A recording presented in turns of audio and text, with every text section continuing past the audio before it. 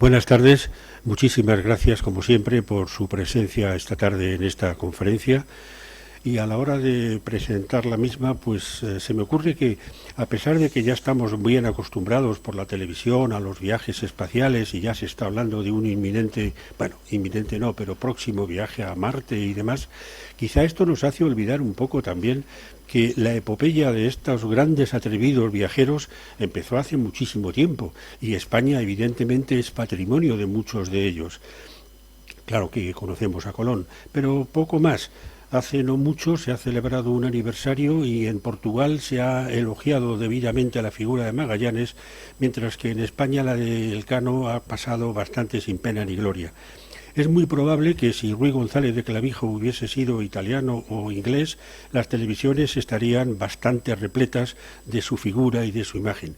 Naturalmente hay excepciones, seguro que muchas personas de las aquí presentes conocen quién fue Ruy González de Clavijo, pero me atrevo a suponer que para una buena parte de los madrileños, Ruy González de Clavijo, a lo sumo, es una estrecha y pobre calle, muy digna, eso sí, que tocando el Madrid de los Austrias, yo creo que va a llorar dejando sus lágrimas en el Manzanares.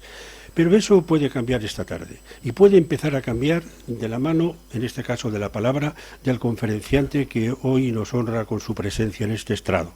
Es don Julio Real.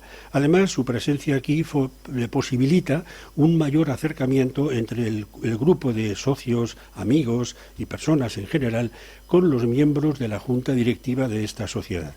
Las personas que, como don Julio, trabajan en la sombra abnegadamente por hacer lo mejor posible el discurrir de la vida que aquí queremos compartir con ustedes.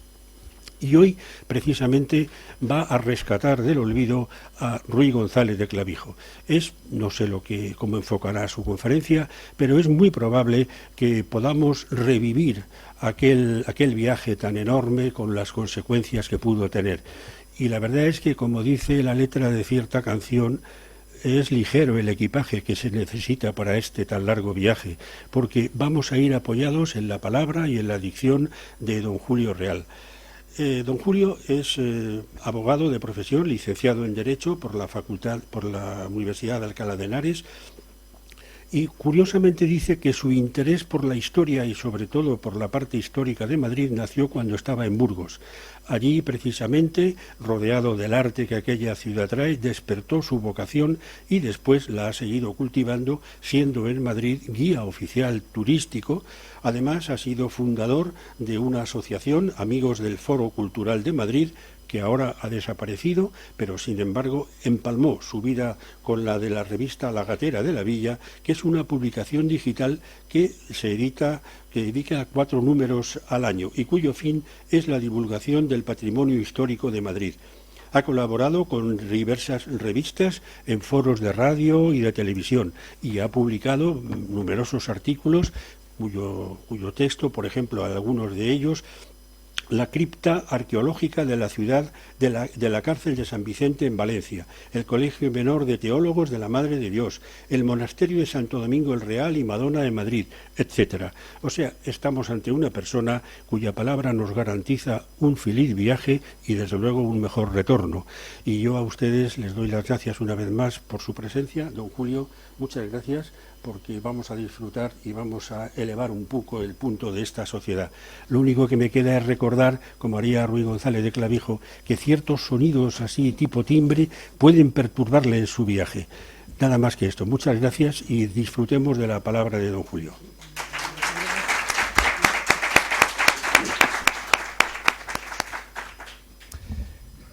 Pues muchas gracias, don Antonio. Siempre con su verbo adornado, tan fluido y esa retórica que le adorna, la verdad es que nos encumbra un poco cuando nos describe nuestras trayectorias vitales y profesionales. Simplemente un par de rectificaciones. No soy abogado, soy jurista de formación y soy funcionario de la Administración de Justicia como gestor judicial. Eso se pierde la abogacía. Bueno, el caso es que, aparte de eso, sí, cofundé, mejor dicho, también una asociación cultural con una serie, digamos, de amigos, de socios, algunos de los cuales están todavía aquí presentes. Y fuimos también cofundadores de la revista digital La Gatera de la Villa. O sea, que me parece muy bien que me atribuya en exclusiva esos méritos, pero son absolutamente compartidas. Yo incluso en alguna ocasión me agregué un poquito a remolque y de refilón, porque soy perezoso para muchas cosas. Me tienen que animar y me tienen que meter un poco de candela para que yo me arranque y pueda empezar a hacer cosas. Por lo demás, muchísimas gracias por tan bella presentación. Eso sí, se ha comido mucho texto, porque ya había preparado un par de folios ahí, vamos, que me adornaba, que era una maravilla. Sí, pero han venido a escucharte a ti, ¿no? Bueno, es lo mismo. Pues muchísimas gracias, Antonio. Señoras y caballeros, muy buenas tardes y bienvenidos a esta charla. Bueno, Ruy González Clavijo, estoy seguro que más de uno de ustedes lo habrán oído nombrar en alguna ocasión. Es un personaje que realmente permanece un poco en la semipenumbra y vamos a tratar de descubrir un poco su trayectoria vital, que es realmente poco conocida. Sobre todo vamos a describir lo que fue la trayectoria de aquella famosa embajada de la que derivó un texto, una guía de viaje, ¿cómo diríamos?, un libro de las maravillas de Marco Polo a la española, como fue la embajada a Tamorlán, que escribió él posiblemente con ayuda de algunos de sus compañeros de embajada y que tardó en publicarse nada menos que un par de siglos y medio, una vez que fue manuscrito. Ruy González Clavijo, conocemos muy poquito su vida. Ahí tenemos una imagen suya, es absolutamente idealizada y realizada pues en el siglo XVIII en una edición de Sancha, del editor madrileño Sancha, en el año 1782. ¿Descubridor explorador del Antiguo Mundo? Sí, porque básicamente son pues prácticamente 85 años antes de que se descubra el Nuevo Mundo. Y en una época en que ya, digamos, la ruta de la seda iniciaba un progresivo declive, entre otras cuestiones porque había surgido un gran poder imperial en la zona, digamos, más oriental de la ruta de la seda, como fue el imperio del Gran Khan Tamerlán. Vamos a ir un poquito deprisa porque me han criticado un poco que he metido muchas fotografías, pero en un libro de viajes yo considero que hay que mostrar los hitos por los que se va pasando, aunque sea muy de pasada. Voy a leer parte de mi texto porque tengo buena memoria, pero ya voy camino a los 59 años y aunque no he abusado del alcohol ni de las drogas, las neuronas no las tengo tan eficaces ni tan activas como cuando tenía 20 años. Entonces quería hacerles simplemente una pequeña introducción a lo que era la península ibérica a comienzos del siglo XIV, que es cuando se inicia básicamente esta genial embajada, esta increíble embajada, este increíble itinerario que es auténticamente épico. Y es el ámbito temporal en que básicamente vamos a desarrollar la vida de don Ruy González de Clavijo. Podemos ver en este plano, o en este mapa mejor dicho, la división de la península ibérica en esos comienzos del siglo XV. Como podemos apreciar, Iberia se componía en aquella época de 5 reinos, 2 que eran muy poderosos, como son la corona de Castilla y la corona de Aragón, otro que estaba de espaldas a ellos, pero que ya estaba abriéndose al Atlántico y a las primeras exploraciones de lo que era la costa occidental africana, como es el Reino de Portugal. Un reino que había quedado, digamos, anquilosado, estrangulado, atrapado en ese periodo reconquistador de los reinos señoríos y reinos cristianos, como fue el Reino de Navarra, que quedó estrangulado, por decir de alguna forma, en su reconquista por las ambas coronas de Castilla y Aragón. Y, por último, un reino que no responde para nada a la idiosincrasia y a lo que era la cultura y la fe cristiana que adornaba estos 4 reinos, que era el sultanato nazarí de Granada. Este sultanato nazarí de Granada era el único resto que quedaba de un proceso de reconquista. Ahora se discute mucho si llamarlo reconquista a un periodo histórico que se prolonga a lo largo de casi 800 años. No sé, periodo convivencial, hubo enfrentamientos, hubo roces, hubo también muchas alianzas. Pero ese proceso de reconquista que impulsan los señoríos, reinos y coronas tuvo sucesivas fases, evidentemente. Una que fue muy primaria a partir del Reino de Asturias, que se fortaleció rápidamente en cuanto el emirato y califato de Córdoba se disgregó en multitud de reinos taifas. Sabemos todos perfectamente que la división trae el enfrentamiento, trae la debilidad. Y eso fue lo que le ocurrió en este caso a los reinos de taifas. Hubo un par de conatos de restituir la unidad del Islam, lo que era el Al-Ándalus, a través de los califatos almohades y del califato, en este caso, almorávide. Hubo 2 intentos, eran 2 corrientes muy fundamentalistas del Islam y acabaron fracasando también, fragmentándose nuevamente el poder en multitud de reinos taifas. La situación que comprobamos en este mapa se corresponde con las últimas conquistas que efectuaron ambos reinos, Castilla y Aragón. Por una parte, las grandes conquistas del Valle del Guadalquivir, prácticamente lo que ahora denominamos Andalucía, bajo la égida del rey Fernando III el Santo, y la parte correspondiente a la Corona de Aragón, básicamente bajo las conquistas de Jaime I, que conquista lo que es actualmente el Reino Comunidad de Valencia y básicamente las Islas Baleares. Esta es la situación básica que encontramos ya en el año 1293, básicamente, quiero decir, 1293, al comienzo del siglo XV, no había habido realmente variación de fronteras. El sultanato granadino se consolidó, consiguió hacerse fuerte, consiguió incluso que su economía prosperara, y apenas hay atisbos de reconquista en esos años. ¿Qué ocurre? ¿Cómo delimitan sus territorios la Corona de Aragón y la Corona de Castilla? Pues básicamente a través del tratado denominado de Almidra, que se firma en el año 1344 entre los reyes Fernando IV y Jaime II de Aragón. Trataron de delimitar las fronteras que delimitaban ambos reinos en su vertiente meridional. ¿Qué es lo que hicieron? Pues básicamente se repartieron parte del reino de Murcia y establecieron la división en las localidades de Biar, Gijona y Villajoyosa, que están ahí lindando, como ustedes pueden ver, prácticamente con el Mar Menor. Y a pesar de este tratado que se firma en 1244, no fue precisamente un periodo que se consolidara la paz, al contrario, porque se continuaron las racias entre los aragoneses, los castellanos, y etcétera. Y no ocurre hasta que en el año 1305 se firma definitivamente un tratado entre Fernando IV de Castilla y Jaime II de Aragón. Perdón, me había anticipado antes. Y ya de esa forma establecen la división del reino de Murcia entre ambas coronas, dejando un reino de Murcia muy reducido. Digo reino de Murcia porque ustedes pueden ver que la corona de Castilla pues se dividía en varios señoríos. Tenemos aquí lo que era el reino de Castilla, el reino de León, el reino de Galicia, el Principado de Asturias, el reino de Toledo, que básicamente es lo que es actualmente Castilla la Nueva, que al que le han segregado la Comunidad de Madrid, y ahora sería Castilla-La Mancha. Y luego no hablamos de Andalucía, se hablaba del reino de Sevilla, Córdoba y Jaén, y reino de Granada, que estaba ahí latente, pero no se terminaba de reconquistar. Así que esa es la síntesis de la división peninsular a la que se llega cuando realmente se produce el nacimiento de Ruy González de Clavijo. ¿Dónde nace Ruy González de Clavijo? Pues lo vamos a ver ahora mismo dónde nace. ¿Ustedes reconocen en esta ciudad? Bueno, así el plano es muy indeterminado, pero como les he puesto la chuleta informativa debajo, se hacen ustedes una idea.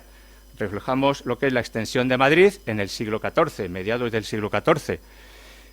Don Ruy González Clavijo nace en una fecha indeterminada. Se supone que nace a mediados del siglo XIV, posiblemente bajo el reinado de Pedro I el Cruel, que más de ustedes recordarán que es asesinado por su hermano Enrique de Trastámara en el año 1369 en el campo de Montiel. Esta villa de Madrid, que ustedes pueden ver balbuceante todavía, había sido fundada en el siglo IX como plaza fuerte musulmana bajo el emirato de Muhammad I, allá por la segunda mitad del siglo IX.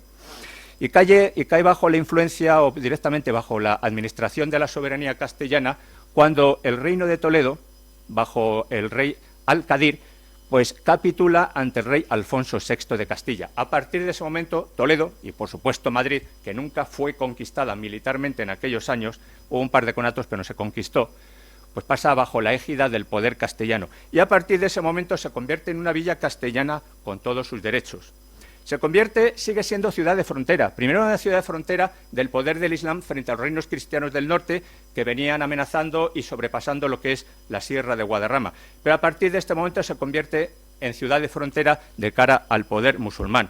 Así, por ejemplo, tenemos que hablar que en el año 1109 Madrid sufre un gravísimo asedio por parte del califato almorávide, que incluso ustedes habrán oído que el campo del Moro puede que venga su denominación, porque allí establecieron su campamento las huestes islámicas almorávides. No se consiguió conquistar, se entró en lo que es la Almudaina, que es este sector que vemos en esta área, la Almudaina, lo que significa ciudadela fortificada, pero no se logró conquistar el Alcázar, el Hisen, el castillo musulmán que ya se había convertido en un alcázar cristiano, no se logró penetrar. Por tanto, las tropas almorávides se vieron obligadas a retirarse, entre otras cuestiones, porque parece ser que en su campamento se desató una epidemia de peste. Bueno, esta circunstancia determina que el rey de Castilla, Alfonso VII, determine refortificar la villa de Madrid y a tal efecto manda construir una ampliación de la muralla, que es, digamos, todo este contorno que engloba lo que llamamos la ciudad cristiana o castellana. Originalmente eran unos arrabales extramuros de la Almudaina, que ustedes pueden ver aquí. Esta es la muralla, básicamente construida por los musulmanes. Apenas 750 metros de longitud en su contorno y unas 4 hectáreas de superficie, con la ampliación del siglo XII englobando estos arrabales que ya existían, ya estaban poblados. La ciudad aumenta una extensión de la muralla de unos 1.700 metros y abarcaba ya un área total de 33 hectáreas. Ya es una superficie bastante notable.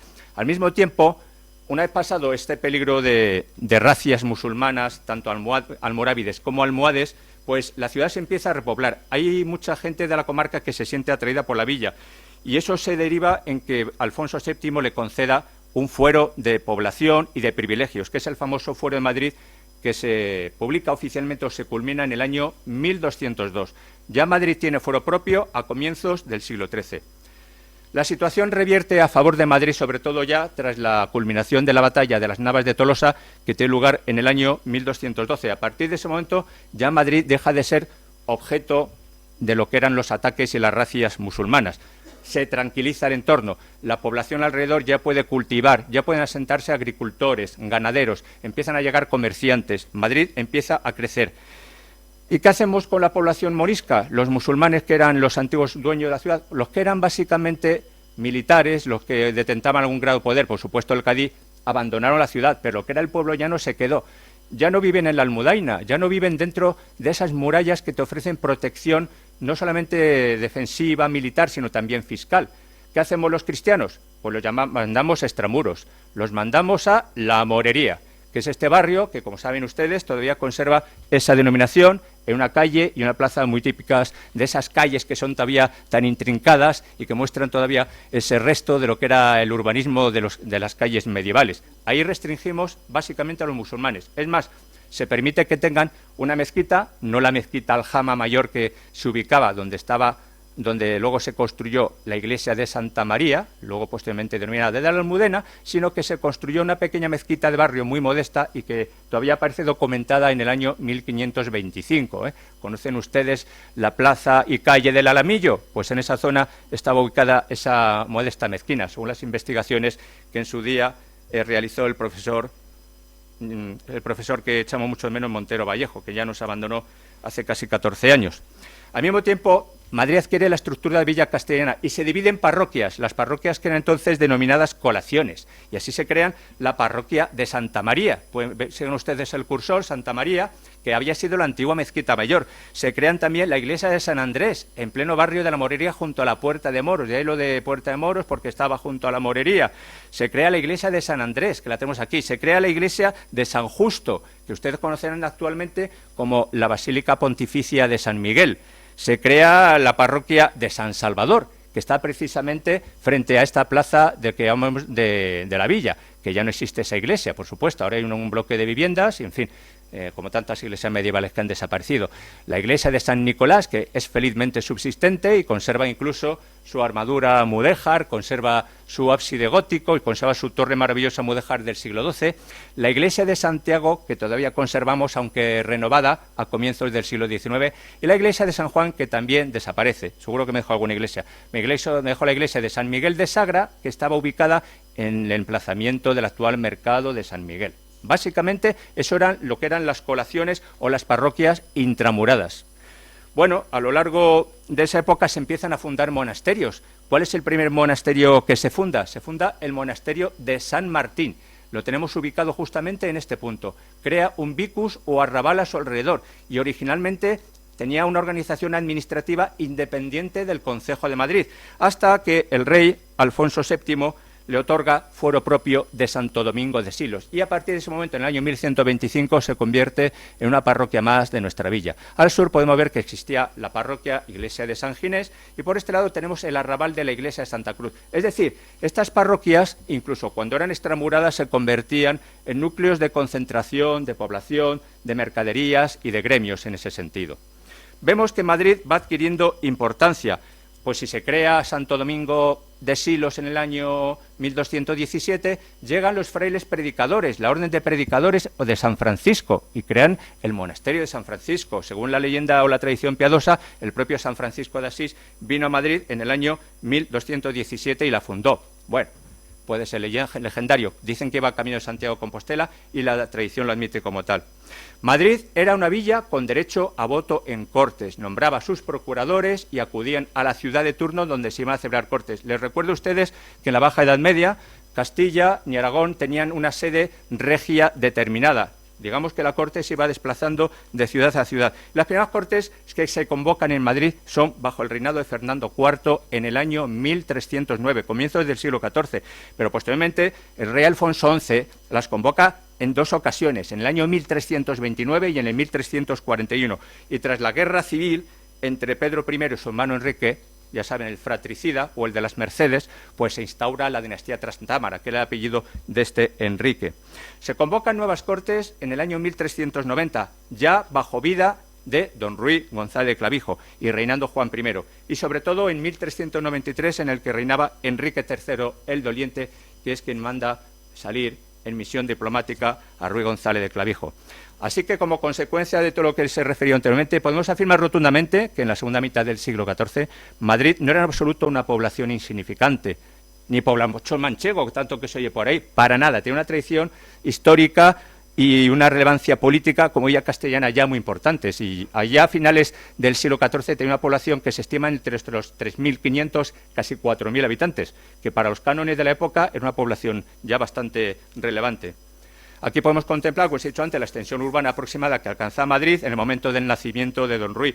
Como hemos dicho, se rodeaba de dos recintos amurallados, el recinto Emir al-Califal de cronología islámica, siglos IX-X, y posteriormente el recinto cristiano, o yo prefiero decir castellano, por no ascribir a una arquitectura una determinada adscripción religiosa, simplemente política o étnica, si me apuran ustedes un poco la cuestión. Pero ¿cuál es el elemento absolutamente relevante? Aparte de lo que es la muralla, lo que es la iglesia mayor, pues básicamente en Madrid es determinante la construcción del Real Alcázar. Este Real Alcázar que cada vez estamos más seguros, los que nos preocupamos un poco sobre la historia de Madrid, que no tiene sus orígenes reales en lo que era el Alcázar islámico. Cada vez estamos más convencidos de que el Alcázar se ubicaba dentro de lo que era el recinto de la Almudaina, posiblemente ocupando el solar que actualmente ocupa el Palacio de los Consejos, ya saben ustedes, el edificio de Capitanía General y Consejo de Estado, que es un relevante edificio del siglo XVII y que posiblemente se ubicaba allí el castillo, porque se habla de torre fuerte, se habla, en fin, de una serie de elementos de la familia Bodmediano que hay en su palacio que hacía entender que su palacio derivaba de una fortificación previa. Entonces, los Trastámara eran muy aficionados a la caza, construían aquí su alcázar y al principio pues era un alcázar, un castillo muy austero, muy marcial, muy militar. ¿Qué es lo que hacen los reyes? Vienen aquí y ven que aquí hay caza. Está el Monte del Pardo, que ustedes estarán hartos de pasear por la Casa del Campo, que es una prolongación del Monte del Pardo, y ven que tiene una riqueza cinegética inmensa. Entonces, simplemente con el hecho de pasar temporadas en Madrid, pues decidieron alojarse en el Alcázar, que era un castillo muy incómodo. Y empiezan las reformas a partir de ese siglo XIV. Va poco a poco adquiriendo un carácter, digamos, de alcázar residencial de los reyes. Vamos a pasar. ¿Dónde vivía en concreto don Ruy? Pues don Ruy vivía en esta plaza que conocemos como la Plaza de la Paja. Vamos a ver cuál era su casa. Bueno, aquí tenemos el Palacio de los Vargas, o que denominamos Palacio de los Vargas, edificado en el siglo XVI. Fue originalmente construido por Francisco de Vargas y Medina, que fue consejero de los Reyes Católicos y también del rey Carlos I de España y V del Sacro Imperio Romano Germánico. En este caso, sabemos que el edificio está sumamente rehecho, que apenas conserva nada original. Vagamente lo que es la fachada podemos ver que sería lo que es la planta baja, la primera y la planta principal, porque luego ha sido muy modificado, como les indicaré. Este palacio se construye sobre el solar de las casas de Ruy González de Clavijo, que ahí tenía sus casas solariegas. Ha habido mucha discusión de dónde estuvieron, pero bueno, se expresa bastante bien que todos los autores antiguos ubican siempre la casa de Ruy González de Clavijo donde se había alzado o se alzó posteriormente el Palacio de los Vargas, aledaño a lo que era la iglesia de San Andrés. Experimenta un asalto durante las guerras de las comunidades en el que es saqueado y fue reformado posteriormente, dándole básicamente el aspecto que conserva actualmente de sillería de piedra. Pero ya les digo a ustedes que ha sido muy transformado y muy reformado desde que perdió su función residencial y desde que a partir de 1870, aparte de perder su función residencial, se convirtió en el conocido como Teatro y Café de España. ¿De acuerdo? Entonces, en aquellos años hubo una gran reforma que dirigió un arquitecto que modificó el ritmo de huecos de la fachada y dotó a sus balcones y ventanas de las rejas y barandillas neorrenacentistas que actualmente podemos apreciar. Lo que sí se conserva genuino es la portada principal, alargada, con este arco de medio punto, que ha permanecido invariable desde los comienzos del siglo XVI hasta la época actual. Incluso hay alguna referencia, algún dibujo de Vingaerde que te representa efectivamente, y alguno de Abrial, antes de sus reformas, que te representa esa puerta lateralizada con arco de medio punto. El resto ha sido muy modificado. El ritmo de huecos no tanto, han sido ampliados, han sido enrejados y han sido enverjados. Y esto fue una reforma que realiza el Círculo Católico de Obreros cuando se hacen con esta sede y le encargan las obras al arquitecto Emilio Antón, que tuvo la genial idea de dotarla de esta galería de arcos rebajados, que lo que hace es reproducir la existente en la fachada principal de lo que es actualmente la iglesia de San Andrés, que da a la Plaza Paja, que ustedes conocen sobradamente. Cuando se hizo esta reforma, pues por desgracia perdimos el patio renacentista. Aquí tenemos este dibujo de hacia el año 1860 que refleja el aspecto que tuvo hasta que fue demolido completamente en el año 1920. Como ven, en un patio de doble galería, la parte inferior con arcos de medio punto y la parte superior arquitrabada sobre zapatas. Sería una joya que hubiéramos conservado en estos tiempos ese patio, pero bueno, no ha habido esa oportunidad. Bueno, ¿qué sabemos de la infancia y juventud de don Ruy? Pues casi nada. Es que no sabemos prácticamente nada. Como ya indiqué anteriormente, ni siquiera conocemos el año de nacimiento. El hecho de que se afirme que inició su famosa embajada a edad madura, tenemos que valorarlo. ¿Qué se consideraba edad madura en el año 1403? Yo en aquella época sería prácticamente un anciano, con mis casi 59 años. Edad madura, no obstante, están estableciendo que estaría en torno a la cincuentena, cuando emprende su viaje hacia el año 1403. Y sobre su apellido podemos deducir algo, sí, que es de origen toledano, básicamente, pero él nace en Madrid, pero ya de una familia de caballeros que pertenecía a la nobleza local madrileña, por lo cual se supone que estaban afincados ya de antiguo en nuestra villa. Sobre su educación, pues hay que destacar que tenía un notable nivel cultural, porque eso denota que recibió una educación esmerada, como todos los caballeros que eran próximos a la corte en aquella época. Una educación esmerada y muy refinada. Y además destacó porque tenía una capacidad retórica impresionante. Hablan en aquella época de que tenía una gran facundia, es decir, el hecho de que era un gran retórico. Le decían don Ruy el retórico, por su facilidad de palabra y sobresaliente locuacidad.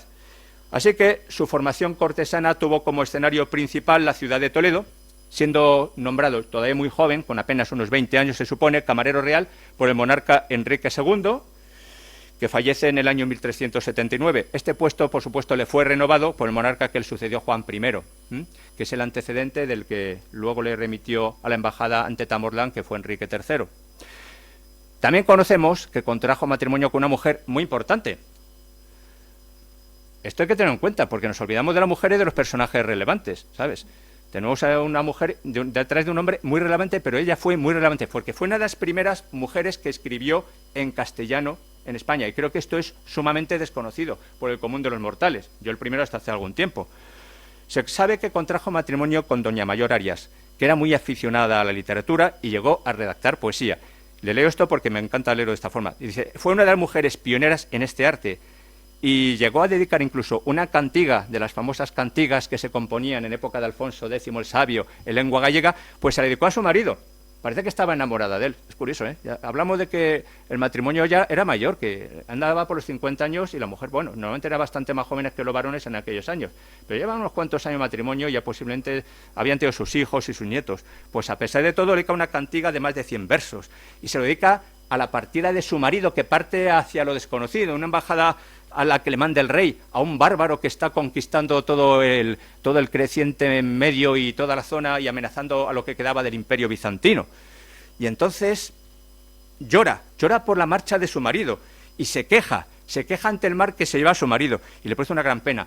Vamos a leer un pequeño verso que le dedica a su marido ante su marcha y que se mete en el embravecido mar. Dice lo siguiente: «Ay, mar brava, esquiva, de tido y querella, fácesme que viva con tan gran mancilla. Tenía meus amores, que había conocido, gentil más que flores, honrado marido. Por servir señores, en ti es metido. Dime a dónde he sido, no volvió la vela». Es un castellano antiguo que casi tiene incluso unos resabios gallegos, como yo le digo, y muestra esa incertidumbre que le causa que su marido se vaya al mar y le pide que el mar se lo devuelva, que la vela vuelva hacia atrás, que le retorne su marido. Pues gracias a esta cantiga también conocemos que don Ruy y doña Mayor fueron padres, ignoramos de cuántos hijos, pero al menos se resalta con ternura la existencia de una nieta llamada María. Lo comprobamos en los siguientes versos. Creo en Dios del cielo, en Santa María, en Santo Evangelio, que no mentiría. Bendición de abuelo que lo traería a ver a María, que dejó pequeña. Fíjate, qué ternura, qué amor, qué entrega hacia su marido, que se marcha y deja a su nieta María pequeña, sin saber si va a volver, porque en aquella época quien se iba de viaje se despedía con el pañuelo llorando y con toda razón. Ahora ya no sacamos tanto los pañuelos para despedirnos de nuestros allegados cuando se van de viaje, pero en aquella época era una epopeya, estos viajes tan largos y tan impredecibles. Pues nada, vamos a ver un poquito lo que supuso el reinado de Enrique III, que como ven ustedes, reina durante 13 años, pero muere con apenas 27 años. Enrique el Doliente, toda su vida tuvo enfermedades y tuvo una malísima salud del hombre, pero a pesar de todo, personalmente fue un hombre con una entereza personal, una capacidad política, de diálogo y de intermediación impresionantes. Vamos a destacar dos aspectos de este reinado, como fueron su política internacional y una embajada pionera que se remite previamente a la embajada de don Ruy, que sería la de don Payo Gómez de Sotomayor. Y como el hombre era doliente y vivió pocos años, le saco este retrato suyo. El sepulcro de Enrique III. Me gustaría sacarlo lozano, montado a caballo, como joven, pero la verdad es que las crónicas de la época te lo representan siempre como demacrado, con mal aliento de boca, con una salud muy adusta, casi siempre tosiendo. La verdad es que estaba hecho un cacharro el pobre hombre. Muere con 27 años, como nuestro también añorado Alfonso XII, que murió también por esa edad de tuberculosis.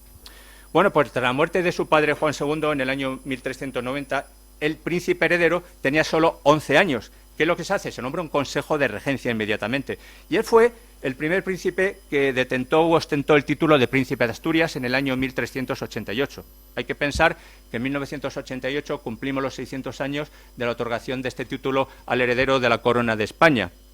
Bueno, fue una regencia muy tumultuosa por las rivalidades entre los regentes, con varios cambios en su titularidad, hasta que finalmente lo declaran mayor de edad, criatura, cuando aún no había cumplido los 14 años. Algo parecido a lo que ocurrió, pues, prácticamente 5 siglos después con la reina Isabel II, que la nombran mayor de edad también con 13 años. Fíjese la madurez de una niña con 13 años y más como era Isabel II, pero bueno, esas son cuestiones que no vamos a entrar ahora mismo. Así que, siendo muy joven, con 14 años, consiguió el respaldo de la nobleza. ¿De qué manera? Mediando y pacificando sus rencillas. Consiguió restaurar el poder real.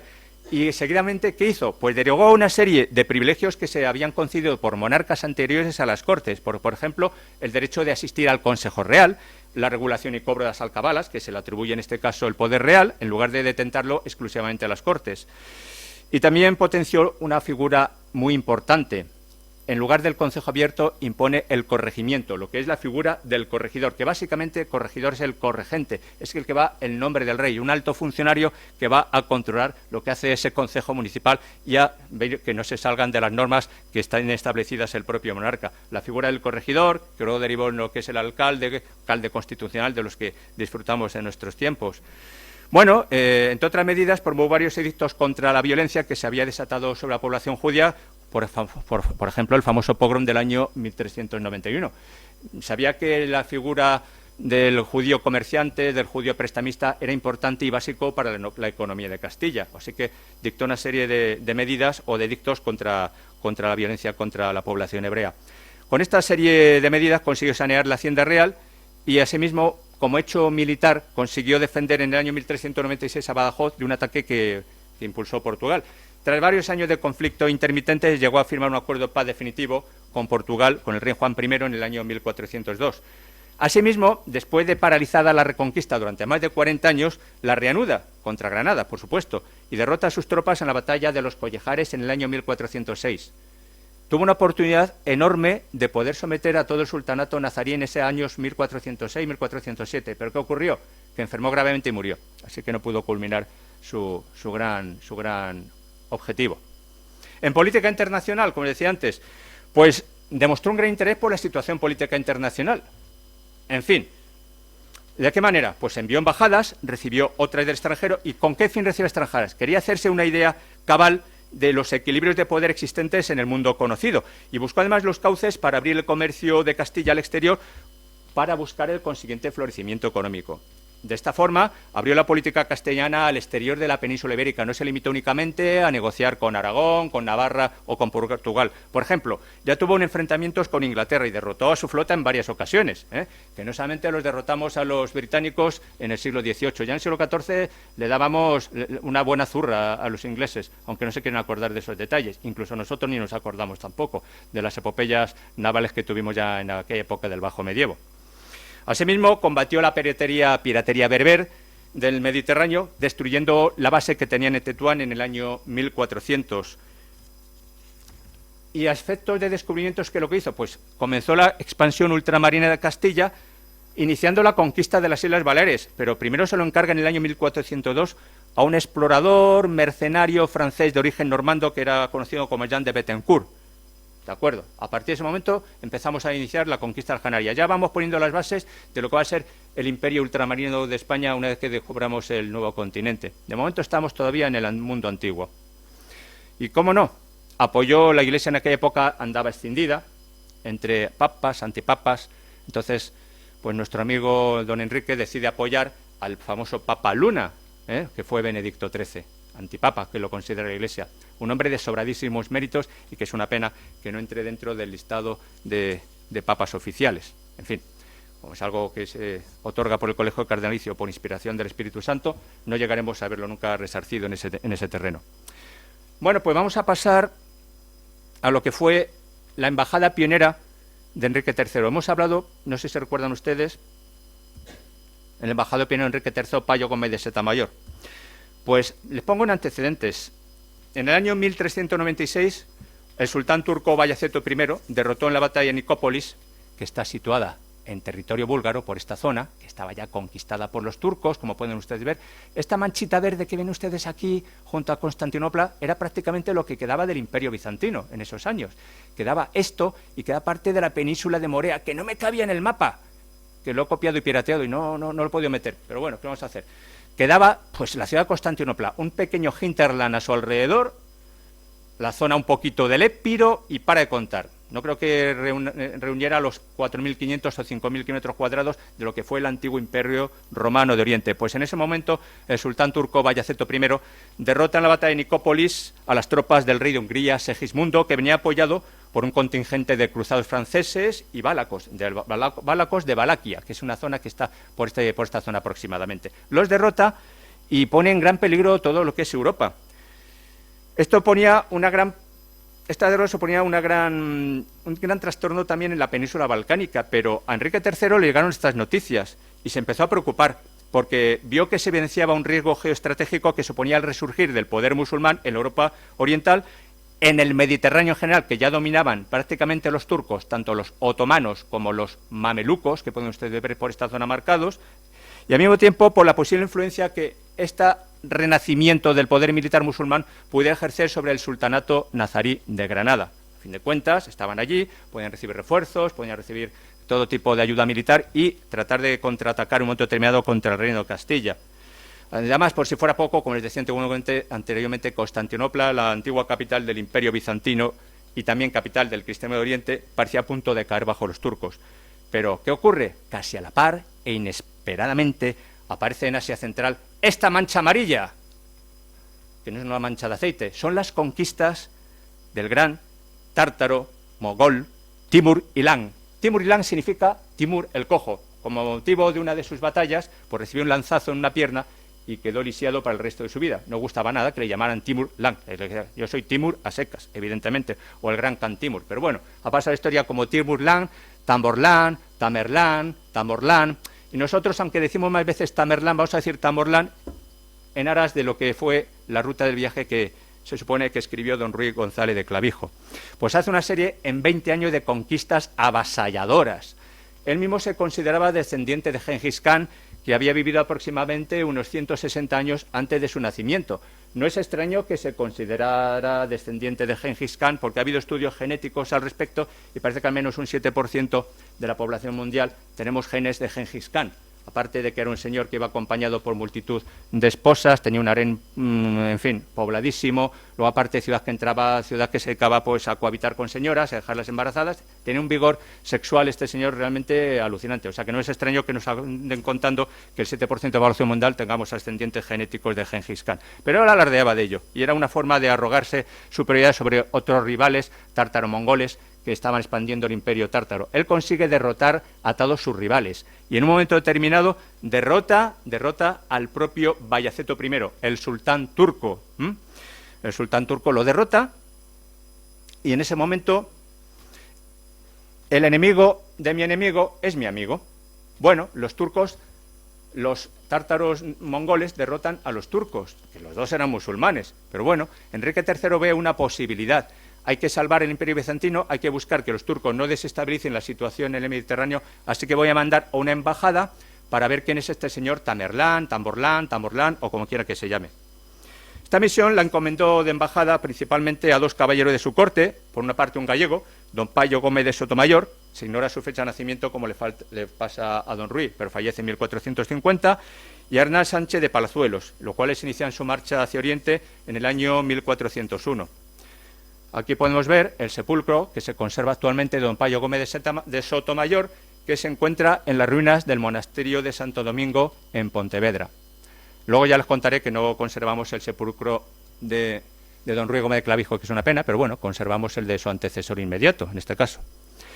Pues esta embajada recorrió la península Anatolia y llegaron a tiempo de presenciar la batalla de Angora o Ankara, que es la actual capital de Turquía, que tuvo lugar el 20 de julio de 1402 entre los ejércitos del turco otomano Bayaceto y los del turco mongol Tamerlán, en los que el sultán turco fue completamente derrotado. Se ha dicho que si lo metió en una jaula de hierro, lo humilló, en absoluto. Lo trató con muchísima cortesía, le hizo todos los parabienes que hay que hacer a un príncipe, algo parecido a lo que hizo Carlos I cuando derrotamos a Francisco I.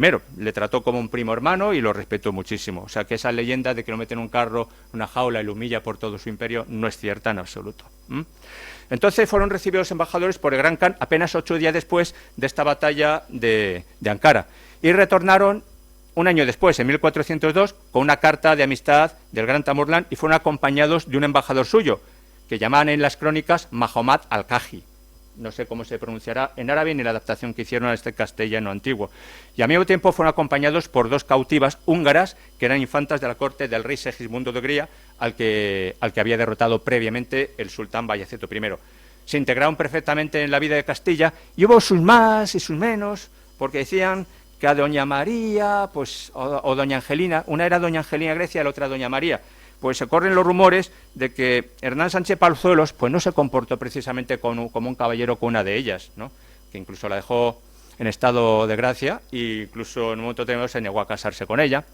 Luego no sé si tuvo el niño, el caso es que se acabó casando con otro caballero y ella lo tomó un poco como, en fin, esas historias que nos gusta contar porque son más propias de Lola o del Semana. Pero vamos, no se portó como un caballero.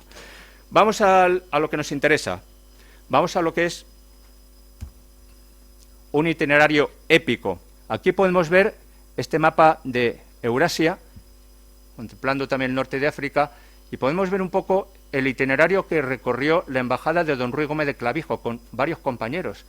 Y no somos muy conscientes de lo que suponía viajar en aquella época, a comienzos del siglo XV, que no había tantos aviones como hoy, no había tantas aves, en fin, aves sí había, de piar, pero no había de alta velocidad.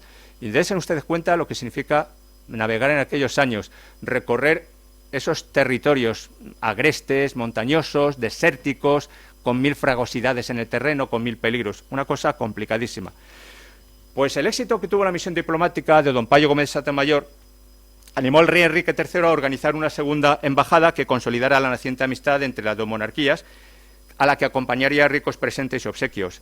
Se organizó una comitiva que encabezarían don Ruy Gómez de Clavijo, el religioso de la Orden de Predicadores o franciscano, Fray Alonso Páez de Santa María, y el guardia real Gómez de Salazar. Aparte los acompañaban otros 11 hombres, que en total sumaban 14, fíjense, poco más que el apostolado. Esa cifra se considera la cifra mínima de aquella época para viajar con cierta seguridad, atravesando mares y países casi desconocidos. En esta comitiva, tan reducida no obstante, había miembros conocedores de la geografía, arquitectura, personas relacionadas con las armas y la milicia, como este guardia real Gómez de Salazar, y por supuesto habría comerciantes o gente con conocimientos en el comercio. De esa forma, todos sus conocimientos favorecerían la descripción de los países, de las ciudades, fortalezas, puertos y tinglados y rutas comerciales que iban observando y anotando seguramente en cuadernos. Iban anotando en cuadernos y permitiría más tarde redactar el célebre viaje Embajada a Tamborlán que se atribuye a don Ruiz. Aunque hay autores que insisten que bien pudo ser intervenido en su redacción Fray Alonso Páez de Santa María, que era un hombre muy cultivado, que hablaba el latín, por supuesto el castellano, hablaba griego, hablaba árabe, ejerció un poco en este caso como intérprete. En la descripción de los principales hitos geográficos itinerarios que recorrió la embajada hasta su encuentro con el gran Tamborlán, voy a seguir el itinerario que estructuró el fallecido catedrático de literatura don Francisco López Estrada, cuya tesis doctoral defendía en el año 1943, versó precisamente sobre esta admirable ruta diplomática.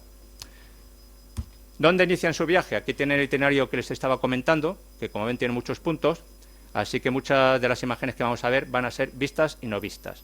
Tipo viaje a la japonesa. ¿Cómo dicen aquella película? Si hoy en martes estoy en Bruselas o Bélgica, ¿verdad? Pues vamos a ir en ese plan, porque si no, no me va a dar tiempo a terminar las próximas 3 horas que tengo previstas de duración de la conferencia. Bueno, pues vamos al primer punto. Vamos de Sanlúcar a Rodas. ¿Qué tenemos aquí? Pues el puerto de Santa María. La embajada parte de la ciudad de Alcalá de Henares, donde en aquel momento se hallaba la corte de Enrique III, y se encaminó hacia el sur en caballerías y carruajes en los que portaban su impedimenta y los obsequios del rey para el gran Tamborlán. Llegan al puerto de Santa María el 21 de mayo de 1403, que en aquel entonces dependía de Sanlúcar de Barrameda. Eso es lo que voy a decir. Allí esperaron a recibir una serie de vituallas que procedían de Sevilla y de Jerez de la Frontera. Y se encaminaron en barca al día siguiente hasta el puerto de Cádiz, en el que se encontraba anclada la embarcación en la que iban a navegar por el Mediterráneo. Miren ustedes qué lujo de embarcación. Qué preciosidad. Una carraca española. Es una nave mercante que deriva del árabe Karakir. Deriva del Karakir, que significa precisamente barco mercante, no significa otra cosa. Su desarrollo posterior daría lugar a la nao, que estaría mejor adaptada a la navegación por océanos abiertos. Ustedes saben, como han recibido una educación tradicional de historia, quién descubrió América y qué embarcaciones componían esa primera misión. Pues una era lo que era la nao Santa María y 2 carabelas, ¿no? La Pinta y la Niña, en este caso. Pues este es el ascendiente directo, la carraca es el ascendiente directo de la nao castellana que pudo navegar por el Atlántico. Pues tras 3 días de navegación, saliendo del puerto de Santa María de Cádiz, llegan a la ciudad de Málaga, porque el patrón de la carraca tenía que desembarcar unas jarras de aceite y otras mercancías. Entonces los embajadores aprovecharon para recorrer la ciudad, la describieron la parte llana de la villa junto al mar, un castillo en alto que estaba rodeado por doble cerca y otro castillo que ustedes conocen mucho mejor, que es la célebre Alcazaba de Málaga. Esto lo conocen ustedes de sus marchas aventureras de verano, de discoteca en discoteca. Así que, ¿qué le quiere que les explique al respecto? Ibiza. Pandemonium del turismo nacional e internacional desde los años 60 para acá. En aquella época no tenía tanta marcha ni tanto ritmo.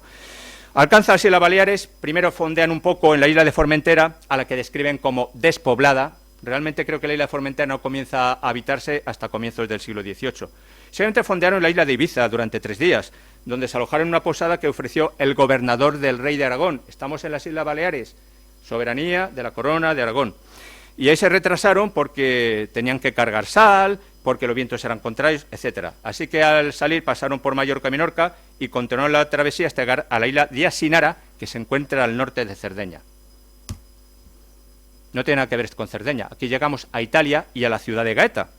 Echaron ancla en esta ciudad italiana de Gaeta, donde permanecerían durante 16 días, entretenidos en las labores de descarga de mercancías y carga de aceite. El aceite era algo esencial en el Mediterráneo. Era una de las cosas con las que más se comerciaban al mismo tiempo que la sal.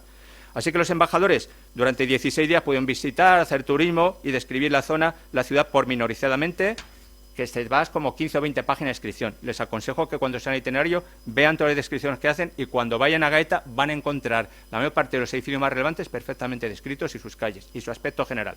Sobre todo esta zona de la península, que es la zona antigua de Gaeta.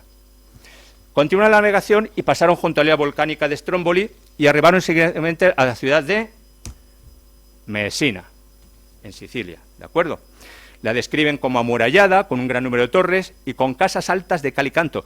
Y describen sobre todo la admiración que les causa unas grandes calles que eran paralelas al mar, es decir, que tenían, digamos, un desarrollo ortogonal. Ellos, como provenían de ciudades medievales, de tradición y raigambre musulmana, esta ortogonalidad en sus calles les llamaba mucho la atención. Y destacan en esta ciudad su gran monasterio de San Salvador. Pasaron frente a Calabria, Reyo, no les pongo fotos de todo porque el viaje sería inacabable, van a acabar echando la lengua, así que vamos a ir aprobando. Atraviesan el Campo de Batapán y se internaron por fin en el mar Egeo. Pasaron junto a la isla de Milos, que a usted le suena por la famosa Venus. Tiene unos bellísimos brazos, ¿verdad? Bueno, muy bien, están ustedes informados. Pues pasan por Milos, pero pasan, es decir, no llegan a fondear en ningún momento. Y además, en aquel momento, pertenecían a la República de Venecia. Todas aquellas islas que habían sido dominio bizantino habían sido conquistadas por las órdenes de San Juan, por genoveses, por venecianos, que instalaban sus factorías mercantiles. Finalmente, ¿arribaron a dónde? Esta isla es importante, a la isla de Rodas.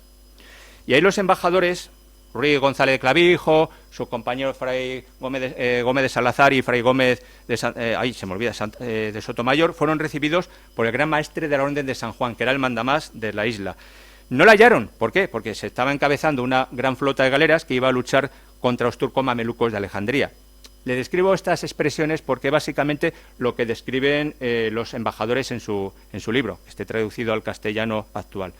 Así que, como no estaba el gran maestre, visitaron al teniente de la orden para recibir información sobre la figura de Tamorlán. Y se alojaron en casa de un caballero de la orden que habitaba junto a la iglesia de Santa Catalina, que existe todavía. Permanecieron en Rodas durante 25 días y tan solo pudieron recibir algunos informes vagos de peregrinos que volvían de Jerusalén. Así que decidieron contratar una nueva nave que venía patrocinada, como no, por un genovés, y partieron de Rodas el 31 de agosto de 1403, pero con vientos contrarios. Estos vientos contrarios les causaban muchísimos perjuicios. Llegan a la antigua isla de Lango, como definen ellos, que es la actual isla de Kos. En ella fondean, se aprovisionan de agua, de víveres, y describen que la isla está custodiada por un teniente de la Orden de San Juan y 100 frailes caballeros de la misma orden. Llegan a la isla del Viejo, que actualmente es la isla de Lereos. Estas islas son preciosas, es que ustedes habrán hecho, me imagino, más de un viaje o un crucero por Egeo y habrán tenido ocasión de disfrutar de esta multitud de islas. En fin, les estoy sacando fotos de su álbum de vacaciones del verano pasado, o sea que no les voy a descubrir nada nuevo.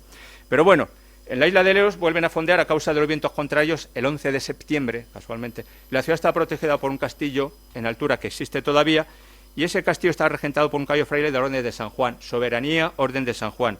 Navegaron nuevamente 2 días después y pasaron frente a la isla de Samos, que estaba ya ocupada por los turcos en aquel momento.